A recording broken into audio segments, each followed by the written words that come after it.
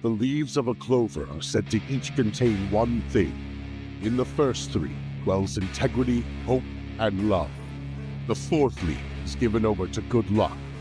And in the fifth, there lives a dog. Welcome back.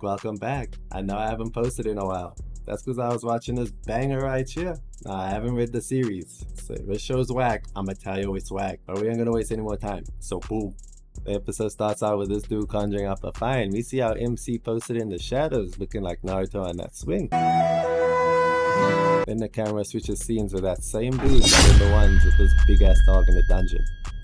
He slays the first one, but then we see this man getting jumped by the rest of the pack 30 deep, and I'm thinking, this man's doomed. For the love of God!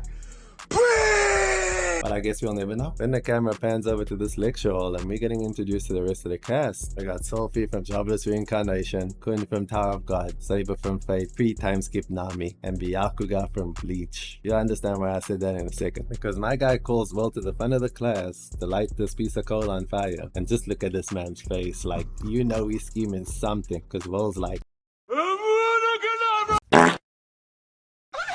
brother, this guy stinks! yeah, this nigga can't wield magic. But don't let his timid exterior fool you, because this nigga is a dog. Then we get introduced to Renji, but we'll get back to that later. So Boomski's right. We learn that Will is trying to reach the top of the tower to become one of the Magia Banders, right? That's the equivalent of becoming the Wizard King. Why is he doing this? He's trying to reunite with his childhood crush, but in able to reach the top of the tower, he has to get into the Upper Institute first. Thing is, Will needs 12,000 credits to progress, and credits are earned through writing, spell work, and slaying monsters in the dungeon. But Will can't earn credits on spell works since he doesn't have magic. So how's he gonna get enough credits?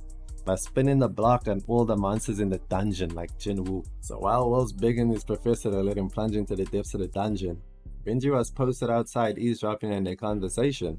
And this is when I knew bro was a menace. He knew that if Will doesn't get the credits from slaying the Sentinel, he would get expelled. So what does Renji do? He assembled the 3 Musketeers to assist him with his jumping tactics. You got me fucked up if you think I'ma allow some magicless bum to chill in my hood. Hey, yo, Sion, you sure we can jump this thing, right? Like, I heard Sentinels are pretty strong. Nigga, the fuck you say? I think what Sakura's trying to say is that, like, you know, you're like that for real. Like, you know, Wasabi Maru and all that. Like, we'll just be slowing you down, you feel me? So maybe we should head back, you know, keep a lookout. Nigga, shut the fuck up and pop a UAV while you're at it.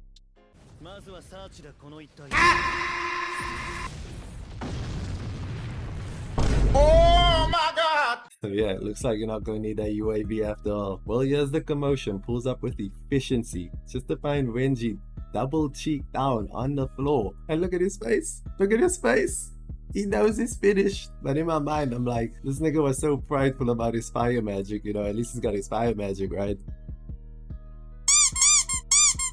Damn, those spells didn't even delay. Not even a stumble. Like, he knew that shit was weak. He just went head first into every fireball. Like, a Sion put everything into that attack. Like, look at his face. He's ready to accept the fact that this Sentinel's about to put him on a t-shirt like he did Sakura a few seconds ago. And Will's over here like, I could save him. Matter of fact, fuck that nigga.